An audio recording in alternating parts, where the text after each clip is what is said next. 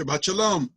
This week's Haftarah is taken from Sefer Shmuel Aleph, from chapter 11, verse 14 to chapter 12, verse 22. Begins, Vayomer Shmuel el ha'am. Shmuel, the prophet Samuel, says to the people, L'chu v'nelcha ha'gilgal, u'nechadesh sham ha'melucha. Let's go to Gilgal, and there we will renew the kingdom. Vayelchu chol ha'am ha'gilgal, vayamlichu sham et Shaul, lifnei Adonai ba'gilgal. There they appointed Shaul, Saul, the king of Israel. Saul's authority is affirmed and established, and Samuel wishes to renew the fledgling monarchy and reinforce the people's commitment to their king. He also takes the opportunity, though, to chastise the people for having rejected him and, by extension, God. Vayomer Shmuel el ha'am l'chu v'nelcha ha'gilgal u'nechadesh sham ha'melucha. He said, first, let's go to Gilgal and renew the kingdom.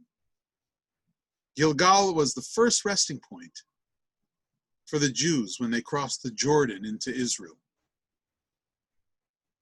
The ark and the sanctuary had remained there for 14 years. At this point, the ark was in a place called Nov. And nevertheless, because Gilgal had been the first home of the ark and the sanctuary in the land of Israel, it was regarded as a sacred place. And that was why Shmuel chose the site for the kingdom's renewal. It had been the people themselves, with their leaders, of course, but together, who went on the great journey from the wilderness and into the land. And when they arrived, Samuel reminded them, it was without a king that you made this very place holy. It was without one leader in whom you put your trust, against whom the Torah warns, you may not wish to have a king, because he may indeed abuse his power. He may indeed conscript your children into army service.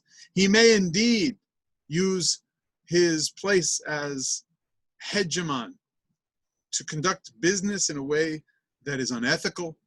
He may take foreign wives and increase the idol worship, the avodah zarah, the sense of foreignness within the kingdom of Israel. These challenges were discussed by commentators throughout the centuries.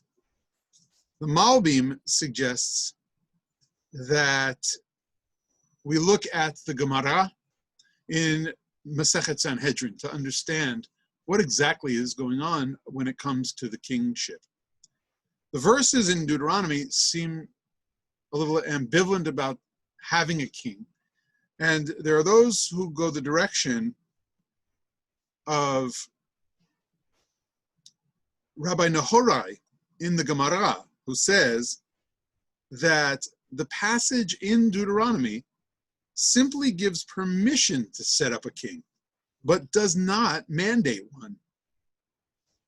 Rabbi David Kimchi, the Radak, argues that the Israelites sinned because they asked for a king out of discontent and not to fulfill a commandment.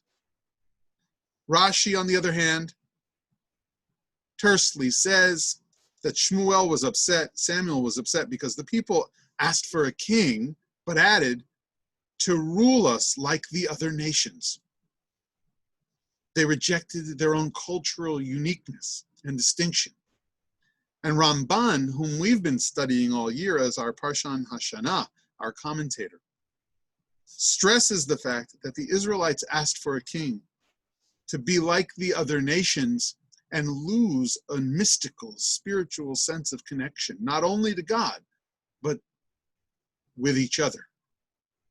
They would not feel the kind of unity that they experienced when they arrived in the land the first time, when they arrived at that very spot, Gilgal, when they made their way into the ocean. The place named Gilgal reminds us of waves. Legalgil, to roll.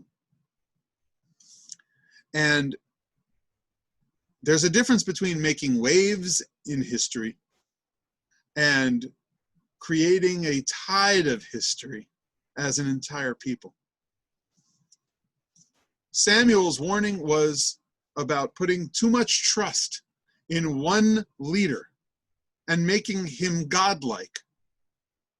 Kings and human leaders do not have the same status, he warned, as the true King of Kings, God. And secondly, perhaps people would lose their ability to think of themselves as citizens with agency if they looked to the king to have their needs met.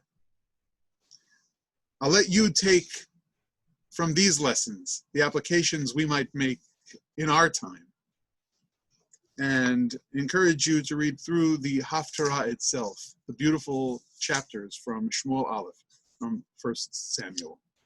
Shabbat Shalom.